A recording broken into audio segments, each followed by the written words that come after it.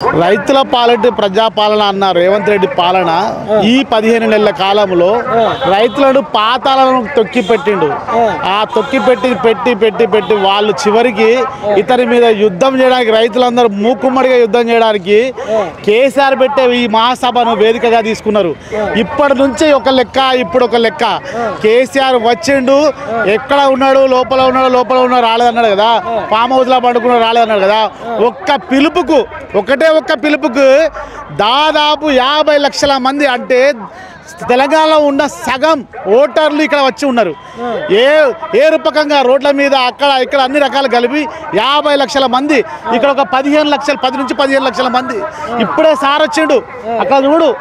ఎవడైతే ఏ రోజు అయితే రా అన్నాడు కదా, ఆ మగోడు రానే వచ్చిండు. ఇప్పుడు నీ భర్త పడతాడు, నిన్ను బయట గుంజి నీలో ఉన్న అన్ని ఇప్పటిదాకా నీ నశాలకి దింపుతాడు, నీ నశాలను దింపుతాడు. మగోడు లెక్క మాట్లాడతాడు, మగోడు వచ్చిండు. ఆ మగోడే కేసీఆర్. ఇప్పటి నుంచి నీ ప్రతి అడుగున నిన్ను నిలదీస్తాడు. నువ్వు చెప్పే ప్రతి మాటని, నువ్వు చెప్పే ప్రతి వాక్యాన్ని ఇన్ని రోజులు 420 హామీలు ఇచ్చినావు. ప్రతి దాన్ని ఆయన సైనికులుగా, ఆయన అవసరం లేదు నిజం చెప్పాలంటే, ఆయన సైనికులుగా మేము నిన్ను ఎక్కడ పడితే అక్కడే నిలదీస్తాం, కడుగుతాం, అవసరమైతే గెరావు చేస్తాం. అంతే తప్ప ప్రజల పక్షాన మేము కొట్లాడుతూనే ఉంటాం. ఎందుకంటే మా బాబు కేసీఆర్ మా అందరికీ ఒక ఉద్యమ నాయకుడిగా ఏం చేయాలో అవన్నీ చేసిండు. మేము ఆయన అండర్లో శిక్షణ పొందినాం. ఆ శిక్షణ ఏంటంటే ప్రజలకు ఉపయోగపడడానికి పనులు చేస్తున్నాం తప్ప మీలాగా ప్రజలను మభ్యపెట్టి అన్నీ చెప్పి అబద్ధాలు చెప్పి గద్దెనెక్కి ఏ పని చేయకుండా 15 నెలలు పడుకొని ఈరోజు మళ్ళీ ఇక నేను చేస్తా అంటాను చూసినావా. నిన్ను ఎవడు నమ్మరు, ఏ ప్రజలు నమ్మరు. నమ్మిన వాళ్ళని నట్టేయడం ఉంచినావు. లఘుచర్ల రైతులను, ఎస్పెషల్గా టెస్టీ రైతులను వాళ్ళను బేడీలేసి బయటకు పంపినావు. ఇలాంటి వ్యక్తివి నువ్వు రైతులను నాశనం చేసినావు. 2500 రూపాయలు చెప్పినావు, ₹1 ఇచ్చినావు. ఈ రోజుకి ₹1 కూడా ఇవ్వలేదు. తులం బంగారం ఇస్తాను మా అక్కలకు, ₹1 కూడా ఇవ్వలేదు. ఇవ్వవు, నీకు చేత రాదు, ఏం లేదు. ఏమైనా కేసీఆర్, ఆకాశం లాంటి కేసీఆర్ ఎక్కడ, నువ్వెక్కడ? ఆకాశం మీద ఉమ్మితే ఏమవుతుంది, కింద మన నీ మీదనే పడుతుంది.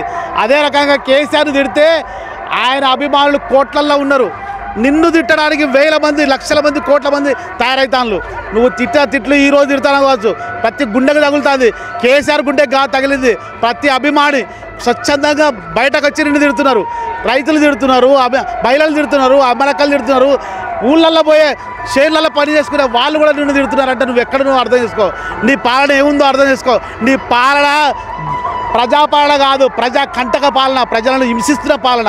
ఇలాంటి పాలన చరమగీతం పడడానికి మేమేం పని చేయాల్సిన అవసరం లేదు. మా సార్ కేసీఆర్ ఏం చెప్పాల్సిన అవసరం లేదు. ప్రజలలో తిరుగుబాటు వచ్చింది. తిరుగుబాటు ఎందుకు వచ్చింది తెలుసా? నీ మీద నువ్వెన్నో అపోహలు సృష్టించినావు. మేము వస్తే ఇది చేస్తాం, అది చేస్తాం అని అబద్ధాలు అన్నీ చెప్పినావు. నమ్మినందుకు నట్టేట ముంచినావు. నట్టేట ముంచితే ఊరుకుంటామా? ఊరుకోరు, వాళ్ళు ఊరుకోరు. మేము ఊరుకున్న ప్రజలు ఊరుకోరు. నిన్ను దెబ్బ కొట్టడానికి ఓటుతోటే సరిదిద్దుతారు. అప్పటిదాకా నువ్వు ఏ పని చేసినా కూడా మంచి పని చేస్తే సమర్థిస్తాం, చెడు పని చేస్తున్నావు.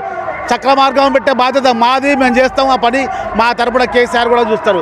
కేటీఆర్ అన్నావు, హరీష్ రావు అన్నావు, ఎన్నో తిట్లు తిడుతున్నావు. పొద్దున్న లేస్తే తిట్లు తప్ప నీకు ఇంకా వేరే ఏం రాదు. అక్కడ పోతావు, తిట్లు పడతావు, ఎక్కడెక్కడ పడతావు తిట్లు తిడతావు. తిట్లు. చిన్నపిల్లలు స్కూళ్ళ కాడికి పోయి కూడా నువ్వు కేసీఆర్ గారిని తిట్టావు అంటే నువ్వు ఎంత మూర్ఖుడు అర్థమవుతుంది. ఎందుకంటే అలాంటి మంచి పిల్లలకి విద్యాబోధన చేసే టైం అక్కడ కూడా నువ్వు తిట్టినావు ఇన్ని రోజులు. ఇప్పుడు ఆ సార్ లోపలికి బయటకు వచ్చిండు. ఆ సార్ ఎందుకు బయటకు ఇన్ని రోజులు రాలేదు తెలుసా? పోనీలే పిల్లోడు బొండమని వచ్చింది, వాడికి 15 నెలలు 20 నెలలు. అంటే నల్లమల్ల పులేటే కదా, అందరూ తొక్కుకుంటూ వచ్చినట్టు కదా. నల్లమల్ల పులి కాదు, పిలి. అవి చారలు పెద్దగా కాలేదు, చిన్నగా ఉన్నా కూడా పులి అని చెప్పుకొని ఇన్ని రోజులు భయపెట్టిండు. అబద్ధాలు చెప్పిండు. నేను పులి అని. తీరా టైం తెలిసింది ఆయన పులి కాదు, పిల్లి అని తెలిసింది. ప్రతి ఒక్కడు అసలు నిన్ను చూస్తే ఎవడయా నీకు మర్యాద ఇచ్చేది? నీ సొంత కాంగ్రెస్ పార్టీ వాళ్ళే మర్యాద ఇస్తలేరు. నువ్వు పిల్లో నీకే తెలియదా? నేను అసలు సీఎం ఎవడంటున్నాడు? ఎవరు అనట్లేదు. నువ్వు సీఎం కాదు. సీఎం అంటే కేసీఆర్. సీఎం అంటే ఇలా ఉండాలి, అలా ఉండాలి అనే, ఇంత పని చేయాలి, అంత పని చేయాలనే పని చేసేవాడు మంచి వాళ్ళని గుర్తుపెట్టుకుంటారు. నీలాంటి వాడిని కాదు.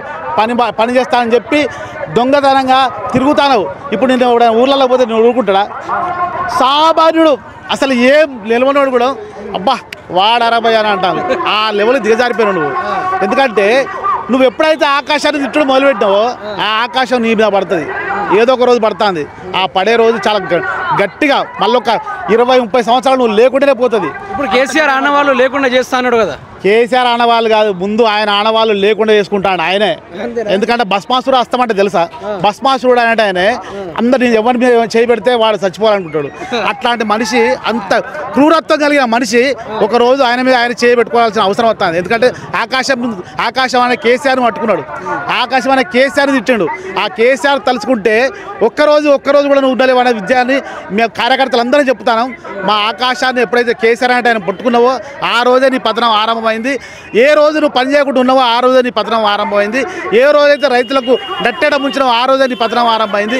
నీ పత్రానికి మేము కారణం కూడా కాదు, నీకు నువ్వే భస్మాసురు వస్తాం. నీ చెయ్యి నీవు ఎత్తుకున్నావు. 400 హామీలు ఇచ్చి 420 హామీలు ఇచ్చినావు, ఒక్కటి కూడా నెరవేర్చలేదు.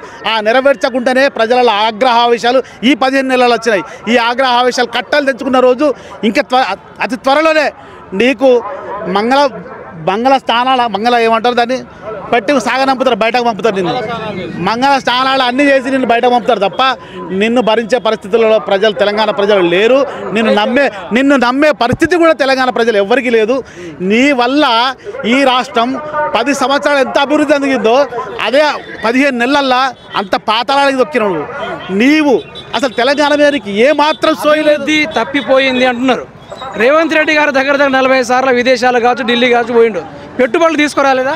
నేను అదే అంటున్నా. ఎప్పుడైనా డబ్బాలు కొట్టినట్టు రేవంత్ రెడ్డి దగ్గరే ఉంటాడు. రేవంత్ రెడ్డి చెప్పే మాటలు ఏంటంటే 100 చెప్తాడు. ఆయన ఒక ఇంటర్వ్యూలో చెప్పిన తెలుసా, మేము సరే భయ్ మేము అబద్ధమే ఆడతాం, మరి మమ్మల్ని ప్రజలు నమ్ముతాను, మమ్మల్ని ఓట్లు ఎత్తాను. ప్రజలు అబద్ధాన్ని నమ్ముతారు, వాళ్ళకి ఇష్టమే, మేము గెలవడం ఇష్టమే అని అంటాను. ఈరోజు కనివిప్పు కలిగింది. నీ అబద్ధం ఎంత ఇబ్బంది పడుతుందో, ఎంత ఇబ్బంది పెడుతుందో తెలంగాణ ప్రజల్ని. నువ్వు అబద్ధం ఆడడం వల్ల ఎంత ఇబ్బంది పడుతున్నావు అని మా తెలంగాణ ప్రజలు ప్రతి ఒక్కరూ ఊళ్ళల్లో పోతే చేన్లల్లా చిలకలల్లా మాట్లాడి తెలుసా, ఈ గాడిద కొడుకు నువ్వుకేనా మనం ఎందుకున్నావు సార్, పాపం మన బిడ్డ మన అయ్య లాంటి వాడిని వదిలేసి వీనికి ఏదో ఆశపడిపోతే ఈరోజు మనల్ని నాశనం చేస్తాడు, మన బతుకులు నాశనం చేస్తాడు. ఇలాంటి వాడిని మనం ఇంకా సాధించాలన్నా ఎట్లా దింపాలయ్యా, ఎట్లా ఏదో ఒక మార్గం చెప్పులని మమ్మల్ని అడుగుతాను. కానీ మేము చెప్తాను కాంగ్రెస్ వాళ్ళే అడుగుతాను. కాంగ్రెస్ వాళ్ళకే రుణమాఫీ కాలేదు. 2 లక్షలు వాడు రుణమాఫీ కోసం వస్తే 2 లక్షలు అయితే అని ఎక్కువ కాంగ్రెస్ వాళ్ళే. ఎందుకంటే ఆయన ఊటగా వద్దాం నమ్మేం చేసిండు. ఎక్కువ మంది కాంగ్రెస్ కార్యకర్తలు లీడర్లు కూడా 2 లక్షల పైన అప్పు తెచ్చుకున్నారు. అప్పు తెచ్చుకున్న వాడు 2 లక్షల పైన కట్టమన్నాడు కదా, 10% తోటి తెచ్చుకున్నారు. ఒక్కొక్కరు 10, 5, 15% తోటి కట్టి ఆ మిగతా 70,000, 80,000, 2 లక్షల పైన ఉంటాయి కదా, అవన్నీ కట్టిండ్రు. కట్టిన తర్వాత వాడికి ఇప్పటిదాకా ఇంతవరకు ఆ 2 లక్షల రుణమాఫీ కాని వాళ్ళు దగ్గర 40% పైన ఉన్నారు. 40% పైన ఉండాలంటే వాడు ఈయనకు ఓటు కాదు, వీళ్ళని ఎట్లా తిడతాడు? సొంత కార్యకర్తలతోటే చీత్కరించబడుతున్నాడు. ఫస్ట్ సొంత నాయకులతో చీత్కరించబడుతున్నాడు, సొంత మంత్రివర్గంతో చీత్కరించబడుతున్నాడు. ఇలాంటి ముఖ్యమంత్రి ఎవడైనా ఉన్నారా ఈ తెలంగాణలో? ఇప్పటి వరకు జరిగిన ఎలక్షన్లలో ఆంధ్రప్రదేశ్లో కానీ మొత్తం దేశంలో కానీ ఇలాంటి ముఖ్యమంత్రి, సొంత పార్టీతో చీత్కరించబడిన ముఖ్యమంత్రి నేను చూడలేదు, చూడబోవద్దు కూడా. ఎందుకంటే ఒక ముఖ్యమంత్రి వెళ్తా అంటే కూర్చుంటే వాళ్ళ కూర్చున్న మంత్రులు ఎవరు, అలా ఉన్న కొంతమంది వాళ్ళు ఏమంటారు ఎమ్మెల్యేలు ఎవరు లేవరు. అంటే నీ స్థాయి ఏదో నీకు తెలుస్తలేదా? తెలంగాణ ప్రజల ముందర నువ్వు ఒక్క పీనట్ ఎందుకు పనికి రాని వాళ్ళలాగా మిగిలిపోవడానికి కారణం ఏం తెలుసా? నువ్వు ఇచ్చిన దొంగ హామీలే. ఈ హామీలు అలవి కాని హామీలు ఇచ్చి ఈ రోజు కాదు ఎప్పుడు నువ్వు చేసిన పని అయితే మంచిదవుతుందో అప్పటిదాకా మేము కూడా నీ 420 హామీలను నెరవేర్చేదాకా నీ వెంబడి పడతాం. మా కార్యకర్తలందరం వెంబడి పడతాం. ఎందుకంటే నువ్వు చెయ్యాలి. ఎందుకు చేసినావు బిడ్డ? మొండలో అన్ని మాట్లాడుతుంది. మా కేసీఆర్కి అహంకారం ఎక్కువ అంటివి, నీకున్నది కదా అహంకారం. మొండడికి వేపుల వీరాశం పాప బర్త్డే కోసం కేక్ తినిపిద్దాం అంటే తీసేట్లా పక్క పడేసినావు. నీది కాదు అహంకారం. 10 మంది ముందర కాదు, మొత్తం అసెంబ్లీ అక్కడ ఉన్న మంత్రులు వాళ్ళందరూ ముందర అన్నావు. నువ్వు అది వచ్చేసి అహంకారం. ఇది కాదు అహంకారం. నువ్వు అహంకారవి. నువ్వు ఎవడి నమ్మవు. నువ్వు కేసీఆర్ ఇంతమంది ప్రజలను నమ్ముతాడు, ప్రజలు గుండెల్లో పెట్టుకున్నాడు. ఆయన బయటకు రాడు కాదు, బయట ప్రజల గురించి ఆలోచిస్తాడు. ఎప్పుడు చూసినా ప్రజలకు సంక్షేమం కోసం ఆలోచిస్తాడు తప్ప ఇంకా వేరే ఆలోచించాడు. దాన్ని నువ్వు బసిపూసి మారగాడు చేసి అబద్ధాలు చెప్పి ఏదో చేసి మొత్తం గద్దెరెక్కినావు. గద్దెరెక్కిందా నీకు ఏం బుద్ధి సోయి ఉండద్దా? మంచి పాలన చేయాలి, చేయలేదు. చేద్దామని ఆలోచన కూడా లేదు. చేద్దామని ఆలోచన ఉన్నాడు ఇట్లా కాదు, మూటలు తీసుకపోయి మోసుకపోతాను. నీ సోనియా గాంధీకి రాహుల్ గాంధీకి ఇస్తానవా, నీకు ఎక్కడికి ఇస్తానో నీకు తెలవాలి, నీ కాంగ్రెస్ పార్టీకి. అది మాది అట్లా కాదు కదా. ఈ మీటింగ్ కోసం మేమందరం స్వచ్ఛందంగా మా పైసలు మేము పెట్టుకొని బండ్ల మీద ఎడ్ల బండ్ల మీద ట్రాక్టర్ల మీద అన్నిట్లలో మేము వస్తున్నాం, దండలకు వస్తున్నాం. మమ్మల్ని చూసి నేర్చుకో. నీకు ఏ ప్రజలు నీకు పట్టగట్టిలో ఆ ప్రజలు ఈరోజు మా సైడ్ ఉన్నారు, మమ్మల్ని చెప్తున్నారు. మీరే ప్రత్యామ్నాయం, మీరే రావాలి సార్, కారే కావాలి, సారే రావాలని అంటున్నారు తప్ప మిమ్మల్ని ఎవరు మెచ్చుకోవట్లేదు. మిమ్మల్ని ఎవరు మెచ్చుకోరు కూడా. కేటర్ వెళ్ళిపోయింది. ఇంత మంచి అవకాశాన్ని నువ్వు చేజార్చుకున్నవాడివి, నీ వల్ల నాశనమే తప్ప ఇంకా కాదు అనే నమ్మకం వచ్చింది కాబట్టి నిన్నెవరు నమ్మబోరు.